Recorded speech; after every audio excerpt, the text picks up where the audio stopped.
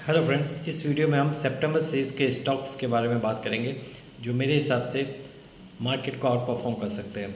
उसमें सबसे पहला स्टॉक मैं मानता हूँ इन्फोसिस है। इन्फोसिस को मैं आपको 1500 रुपये से बोल रहा हूँ और 1990 का मैंने टारगेट दिया था। आज इन्फोसिस ने 1951 का हाई बनाया। मेरे टारगेट के बहुत करीब इन्फोसिस आ चुका है, लेकिन मेरा जो टारगेट है वो सितंबर में 2000 के ऊपर है। मुझे ऐसा लगता है सितंबर में इन्फोसिस 2145 बहुत आराम से आ जाएगा। इन्फोसिस को बाय कीजिए और होल्ड कीजिए। सितंबर में आपको ये 200 रुपये यहाँ से दे सकता है। तो पहला स्टॉक है इन्फोसिस। दूसरा स्टॉक जो मुझे ठीक ठाक लग रहा है वो है रिलायंस। रिलायंस इस वक्त करीब करीब 3000 रुपये के आसपास चल रहा है। रिलायंस की कल एजीएम में अगर कोई भी पॉजिटिव न्यूज़ आती है तो रिलायंस को ये 3245 तक ले जा सकता है, और अगर पॉजिटिव न्यूज़ नहीं भी आती है तो रिलायंस में यहाँ 100-150 रुपये चलने की ताकत है। तीसरा स्टॉक जो मुझे अच्छा लगता है वो है इंडिगो। इंडिगो इस वक्त 4870 चल रहा है। इंडिगो बहुत जल्दी 5000 का लेवल क्रॉस करेगा और 5245 दिखाएगा। सितंबर सीरीज में मुझे इंडिगो का टारगेट 5245 लगता है। इसके अलावा एक स्टॉक जो मैंने हमेशा आपको बोला है कि इसे बाय कीजिए, ये एक फैंटास्टिक कंपनी, ऐसी कंपनी बनने में सदियों लगते हैं, ऐसी कंपनियां नहीं बनती है, वो है बजाज ऑटो। इस तरह के मार्केट में भी वो कंटिन्यूसली नए हाई बना रहा है। ऑलरेडी बजाज ऑटो 10,700 रुपया हो चुका है। मुझे ऐसा लगता है कि सितंबर सीरीज़ के लिए इसे ख़रीदा जाना चाहिए और ये 11,500 रुपये आ जाएगा। अगर कभी भी आपको किसी भी गिरावट में ये 10,000 से 10,250 मिलता है तो आप इसे बाई कीजिए। ये आपको 11,450 दिखा देगा। और 2 महीने में अगर ये दिवाली के आसपास, आप दिवाली के आसपास इसमें बने रहते हैं, जिस दिन भी दिवाली के आसपास के सेल्स फिगर आते हैं, ये 12,450 का लेवल आपको बजाज ऑटो ज़रूर दिखा देगा। इसके अलावा जो स्टॉक मुझे अच्छा लग रहा है वो जी लिमिटेड है। जी लिमिटेड आपको 3 महीने के लिए खरीदना पड़ेगा। जी लिमिटेड को ज़रूर खरीदिए। 145 रुपये का ये शेयर है। ये आपको 240-245 दिखा देगा, लेकिन इसमें 3 से 6 महीने का टाइम लग सकता है, क्योंकि जी लिमिटेड कोई नया अपने लिए ओवरटेक करने का जो कंटेंडर है उसे खोजेगी और इसको आगे पीछे कंपनी सेल में बिक जाएगी। तो ये 240-245 इवन 300 रुपये भी आ सकता है। आप इसे लेके होल्ड करेंगे अगर एक साल, तो आपको ये 300 रुपये वापस दिखा देगा। इसके अलावा जो अच्छा स्टॉक मुझे अच्छा लगा वो है एल्केम लेबोरेटरी। एल्केम लेबोरेटरी 6,000 रुपये है। मेरे हिसाब से ये 7,500 रुपये का स्टॉक है। ये 1500 रुपये से अंडर वैल्यू स्टॉक है। सितंबर में ये कितना चलता है या नहीं चलता वो फिलहाल मुझे नहीं पता। हो सकता है 400-500 रुपये यहाँ से चल जाए, वो कोई बड़ी बात नहीं है, लेकिन इसकी रियल प्राइस मेरे हिसाब से 7,500 रुपये है। एल्केम लेबोरेटरी को खरीदना चाहिए। 1500 रुपये की चाल मुझे इसमें दिखाई देती है।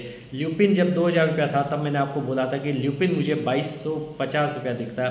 आज ल्यूपिन ने 2228 रुपये का हाई बनाया है। मेरा टारगेट जो था वो अचीव हो गया इस महीने का, लेकिन फिर भी इस स्टॉक को ख़रीदा जाना चाहिए। एल्केम लैब को देखते हुए ल्यूपिन थोड़ा सा महंगा है, लेकिन कुछ कंपनियां महंगी होती है, उसके कुछ ग्रोथ प्रॉस्पेक्ट्स के हिसाब से देखा जाए तो थोड़ा सा ये आउट परफॉर्म कर सकती है। तो ये मुझे लगता है 2445-2450 आपको सितंबर सीरीज़ में दिखा सकता है। सितंबर सीरीज़ आपको 25,490 का लेवल दिखाएगी और ये सारे स्टॉक, ये जो लेवल मैंने आपको दिए वो दिखा देगी। इसके अलावा एक स्टॉक है डिक्सन टेक्नोलॉजी, 13,245। इसको आप अपने वॉच पे रखिए।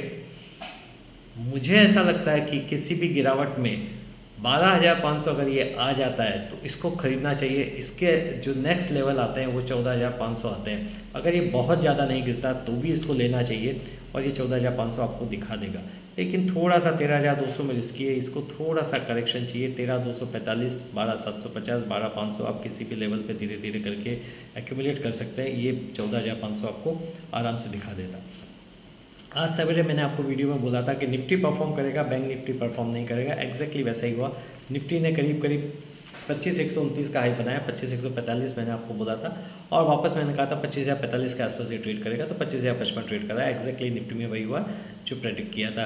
बैंक निफ्टी आपको मैंने बोला था बिल्कुल बेकार चीज़ है, इस पर कभी ट्रेड मत कीजिए, और ये इस वक्त 150 पॉइंट माइनस है। जनरली जो रिटेल इन्वेस्टर्स होते हैं वो बाय करना जानते हैं, उनको शॉर्ट सेल करना नहीं आता। तो अगर बैंक निफ्टी में शॉर्ट सेल करके चलोगे तो जरूर पैसा बनेगा, अदरवाइज बाय में तो बैंक निफ्टी कभी आपको, ठीक है, 10 में से 2 बार पैसा कमाती है, 8 बार पैसा जाता है, तो इन शॉर्ट आपका पैसा जाता ही है। लेकिन निफ्टी में जनरली उसमें समझ में आता है कि निफ्टी में क्या हो रहा है। तो ये सारे स्टॉक्स है।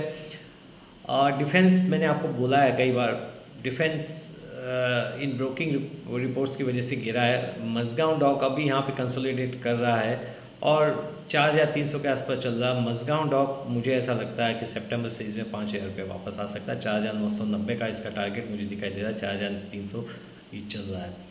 थोड़ा सा रिस्की बैट है लेकिन ये बहुत फैंटास्टिक तरीके से रन करता है। तो ये सारे स्टॉक्स है जो मुझे ठीक लग रहे हैं, इन्हें ख़रीदा जाना चाहिए।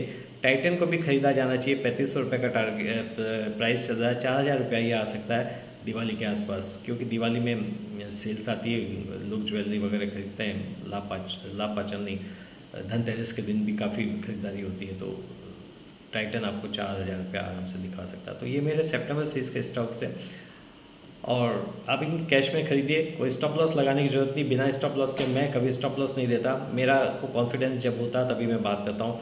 स्टॉप लॉस देना मुझे पसंद नहीं, क्योंकि वो फाइनली आपको लॉस कराते हैं। जिन लोगों को आता नहीं है वो लोग स्टॉप लॉस की बात करते हैं। मुझे स्टॉप लॉस लगाना ही पसंद नहीं, ना मैं खुद कभी स्टॉप लॉस लगाता हूँ, ना कभी मैं स्टॉप लॉस लगाने की किसी को वकालत करता हूँ। एनवीडिया के आज रिजल्ट्स है रात को अमेरिका में।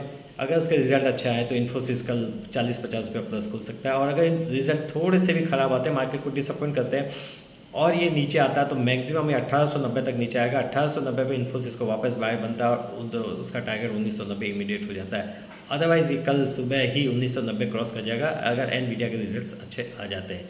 तो अकॉर्डिंगली आप अपनी स्ट्रेटेजी बनाइए। CDSL 1490 चल रहा, 1500 चल रहा, इसे आप खरीदिए, 1750 रुपये आपको दिखा देगा।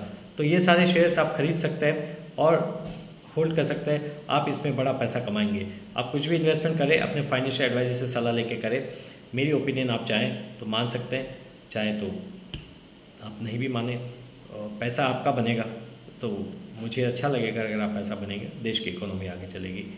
चलो मिलते हैं कल। See you soon, bye, thank you, bye.